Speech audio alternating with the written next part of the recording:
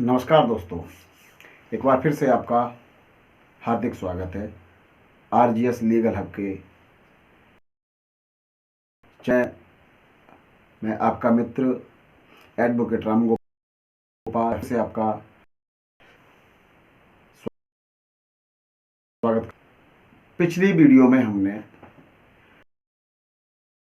संगठन international organisation के बारे में कुछ टॉपिक्स क्लियर किए थे और आज फिर हम उसके बचे हुए टॉपिक्स को क्लियर करने में थोड़ा समय व्यतीत करेंगे। और मैं आपको बता दूं कि मैंने पिछले वीडियो में आपको बताया था कि पूरे विश्व में लगभग 50 संगठन हैं जो अंतर्राष्ट्रीय संगठन है, इंटरनेशनल ऑर्गेनाइजेशन है। उनमें से मैंने लगभग 30 अंतर्राष्ट्रीय संगठन के बारे में आपको पिछली वीडियो में बताया है और आज हम जानेंगे आगे बचे हुए बाकी। ये वीकेंड है पार्ट 2, तो इंटरनेशनल ऑर्गेनाइजेशन पार्ट 2। तो यह वीडियो आपकी यूपीपीसीएस जे के प्रीलिम्स से संबंधित है और कई आपकी कॉम्पिटिटिव एग्ज़ाम से रिलेटेड है। स्पेशली आपकी ख़ास बात इसमें यह है कि आपकी यूपी सिविल सर्विस एग्जामिनेशन से संबंधित खास वीडियो है।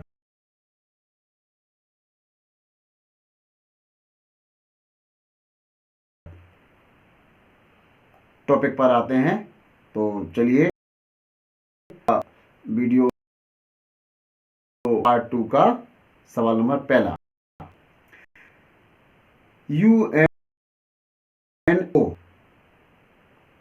यूनेस्को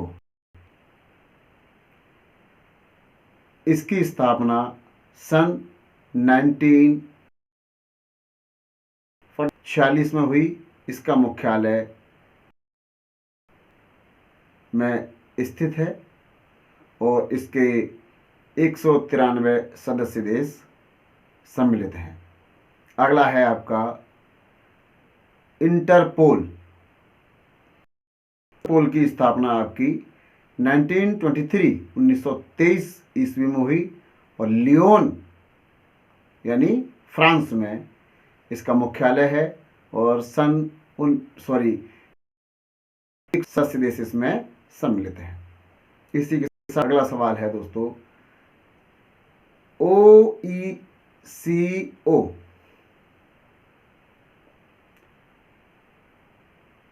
आर्थिक सहयोग विकास संगठन 1901 और पेरिस में इसका मुख्यालय है और इसमें 37 सदस्य देश सम्मिलित हैं। अगला सवाल है आपका दोस्तों इसी के साथ, एशियाई ADB। तो मैं आपको बता दूं मुख्यालय आपका मनीला यानी फिलीपींस में स्थापित है और 1966 में इसकी स्थापना हुई थी और 67 कंट्रीज इसमें सदस्य हैं। और मैं समझ रहा हूं कि ये वीडियो आपको अच्छा लग रहा होगा और मैंने बड़े ही सरल और आसान तरीके से मैंने इसमें अंतर्राष्ट्रीय संगठन को आपके सामने रखने की कोशिश की। मैंने देखिए बड़ा मेहनत की है। मैं ये चाहूँगा कि आप इस वीडियो को अधिक से अधिक शेयर भी करें, इसको देखें, सुनें, समझें और अपने मित्रों को भी भेजें।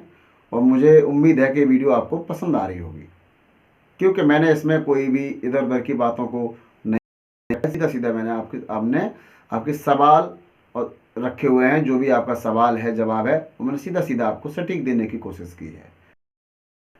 अब अगला सवाल है आपका इसी के साथ, अफ्रीकी संघ मतलब AU अफ्रीकी यूनियन 2002 में यह बनकर बना और अदीस अबाबा नाम का एक शहर है जो इथोपिया देश में है और इसमें 55 सदस्य देश सम्मिलित हैं। इसी के साथ अगला सवाल है आपका दोस्तों, संयुक्त राष्ट्र पर्यावरण कार्यक्रम इसका शॉर्ट फॉर्म है UNEP, और 1972 में यह बना। और नैरोबी एक जगह है जो केन्या देश में है। कितने सदस्य देश सम्मिलित हैं यह डिफाइन नहीं किया गया है। अगला है आपका गुट निरपेक्ष आंदोलन NAM, 1961 में जकार्ता नाम का शहर है जो इंडोनेशिया में है बना। इसका यहाँ जकार्ता यानी इंडोनेशिया में इसका मुख्यालय है, और 120 सदस्य देश इसमें सम्मिलित हैं, मिले हुए हैं। अगला सवाल है आपका दोस्तों, दक्षिण पूर्व एशियाई राष्ट्र संघ ASEAN 1967 में यह बना, और इसका मुख्यालय भी जकार्ता यानी इंडोनेशिया में स्थित है, और इसमें भी सदस्य देश सम्मिलित हैं। इसी के साथ अगला सवाल मैं आपको बताता हूं कि अंतर्राष्ट्रीय न्यायालय ICJ, यह आपने सुना होगा कि कई देश अलग अलग, जब हमारे अलग मान के चलिए अगर हमारे गांव का छोटा मोटा झगड़ा है तो उसको हमारी तहसील में सुलझाया जाएगा, और अगर तहसील से थोड़ा बड़ा लफड़ा है हमारा तो हमारे सेशन कोर्ट यानी डिस्ट्रिक्ट न्यायालय में उसकी सुनवाई, वहाँ से हमको फैसला या जजमेंट मिलता है। और अगर इससे भी बड़ा फैसला है हमारा, अगर हमारा सेशन कोर्ट या डिस्ट्रिक्ट कोर्ट अगर उसका जजमेंट नहीं दे पा रही है, तब हमें अपने ही देश में एक अपने देश के राज्य के अगली जो उच्च अदालत कहते हैं हाई कोर्ट, उस हाई कोर्ट में हम लोग अपील करेंगे जहां हमारी सुनवाई होगी और हमें न्याय की उम्मीद होती है और न्याय मिल सकता है। यदि वहां भी हमें न्याय नहीं मिलता है तब हम क्या करेंगे, अपने देश की सर्वोच्च अदालत जिसे सर्वोच्च न्यायालय या एपिक कोर्ट कहते हैं, या हम लोग सुप्रीम कोर्ट कहते हैं, वहां पर हम लोग अपने किसी भी प्रकार के मुद्दे को ले जा सकते हैं और अपना फैसला हम वहां करा सकते हैं और हम वहां से जजमेंट अपना करा सकते हैं। लेकिन जब किन्हीं दो कंट्रीज के बीच में किसी प्रकार का डिस्प्यूट होता है, जब उनमें आपस में किसी प्रकार का कोई मतभेद होता है, तब हम लोग उस विवाद को सुलझाने के लिए कभी भी किसी देश की न्यायालय में नहीं जाते, उसके लिए हमें अंतर्राष्ट्रीय में जाना पड़ता है। तो यह अंतर्राष्ट्रीय न्यायालय हमारा, इसको हम लोग अंतर्राष्ट्रीय न्यायालय को ICJ के नाम से जानते हैं, और 1945 यानी 1945 में इसकी स्थापना हुई। तो यह एक जगह है द हेग, ध्यान रखना यह बहुत ही इंपॉर्टेंट सवाल है। अंतर्राष्ट्रीय न्यायालय वाला, इंटरनेशनल कोर्ट वाला, ICJ वाला, जो 1945 में बना था। और द हेग नीदरलैंड एक कंट्री है, नीदरलैंड का एक शहर है द हेग। हेग में इसका मुख्यालय है, यानी यह न्यायालय, अंतर्राष्ट्रीय न्यायालय हेग में बना हुआ है। 15 सदस्य देश सम्मिलित हैं, इसमें स्थायी और अस्थायी सदस्यता भी होती है। तो अगला सवाल है आपका, एशिया प्रांत आर्थिक सहयोग APEC, इसकी स्थापना 1989 में हुई थी। इसका मुख्यालय में है और 21 इसमें सदस्य देश हैं। अगला सवाल है आपके सामने, अगला सवाल है आपका इसी में G7 इसकी स्थापना सन 1975 में हुई और सदस्य देश सम्मिलित हैं। अगला है आपका G20 जो अभी हमारे भारत के प्रधानमंत्री श्री नरेंद्र मोदी जी ने जिसकी अध्यक्षता की है G20 की, तो अभी उसकी अध्यक्षता करने का मौका मिला हुआ है। तो इसकी स्थापना 1999 में हुई और इसका मुख्यालय भी आपका कहाँ है ये कोई क्लियर नहीं कहा गया है, लेकिन इसमें सदस्य देश सम्मिलित हैं। अगला है आपका ब्रिक्स, BRICS। ब्रिक्स की स्थापना 2006 में, और इसका मुख्यालय सिंगापुर में है। इसमें 5 सदस्य देश सम्मिलित हैं। आगे है आपका NDB, new development bank, NDB 2014 में इसकी स्थापना हुई। संगाई नाम का शहर है, ऐसे जानते हैं, चीन में मौजूद है यह शहर। इसमें 5 सदस्य देश सम्मिलित हैं। अगला है आपका India, Brazil and South Africa, यानी India, Brazil and South Africa. तो 2003 में इसकी स्थापना हुई और इसमें 3 ही सदस्य देश, जो आपको सीधा सीधा समझ में आता है। अगर कोई आपसे पूछ ले इंडिया, ब्राजील और साउथ अफ्रीका संगठन में, यह तो अंतर्राष्ट्रीय संगठन, लेकिन इसमें कितने देश सम्मिलित हैं, तब आपको सीधा सीधा नाम ही दिखाई देता है कि इंडिया, ब्राजील और south Africa. India, south Africa, 3 ही देशों का नाम लिया गया है। तो 3 ही देश इसमें सम्मिलित हैं। बारी बारी से इनकी सदस्यता होती है। इंडिया के पास तो कभी ब्राजील के पास तो कभी साउथ अफ्रीका इसकी सदस्य अध्यक्षता करता है। अगला सवाल है दोस्तों, बिम्स्टेक, इसका इतना ही दिया गया है, BIMSTEC 1997 इसकी स्थापना हुई। और ढाका यानी बांग्लादेश, ढाका बांग्लादेश की राजधानी है। तो ढाका में इसका मुख्यालय है और इसमें 7 सदस्य देश सम्मिलित हैं। अगला है इसका Bharat plus America plus Japan plus Australia, इसको प्लस करके लिखा भी गया है।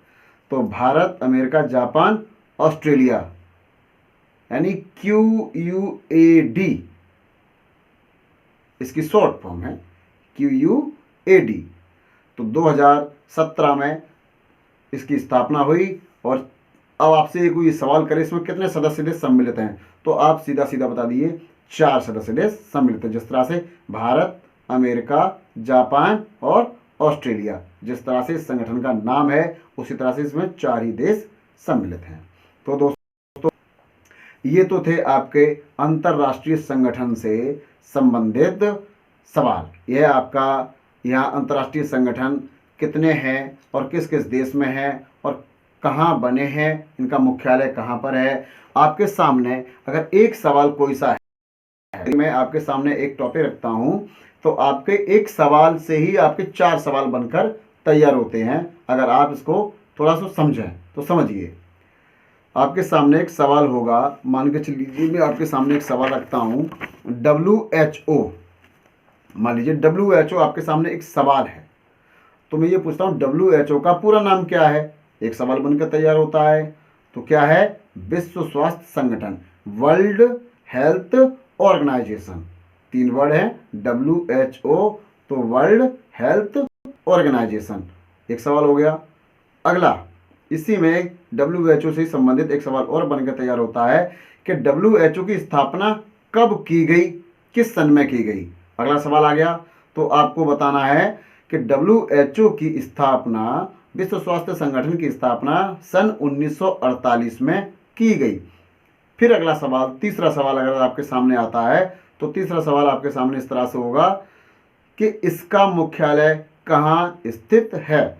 तब आपको सीधा सीधा बता देना है कि WHO का मुख्यालय जिनेवा यानी स्विट्जरलैंड में स्थित है। इसके कितने सदस्य देश हैं, अगला सवाल 164, इसमें पार्टिसिपेट कंट्रीज हैं।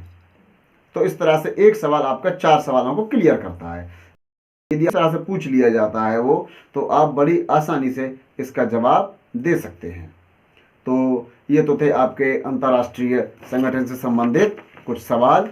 और मैंने आपके दोनों ही वीडियोस में पार्ट फर्स्ट और पार्ट करा दिए हैं। पार्ट फर्स्ट में आपने जाना 30 सवालों के बारे में, और बाकी बच्चे कुछ ही सवाल आपके 20 सवाल मैंने आज बता दिए, इस वीडियो में क्लियर हो चुके हैं आपके। और इसके साथ एक फैक्ट और आपको बता देता हूँ, शायद किसी लोगों को पता हो, लेकिन आप भी जान लीजिए कि साल में एक दिन ऐसा स्पेशल है जिस दिन सबसे बड़ा होता है, सबसे छोटा होता है। आपके सामने अगर सवाल आ जाए कि साल का सबसे बड़ा दिन कौन सा हो, किस महीने में होता है, और उस दिन वह दिन कितने घंटे और कितने मिनट का होता है, तो आप जान लीजिए 22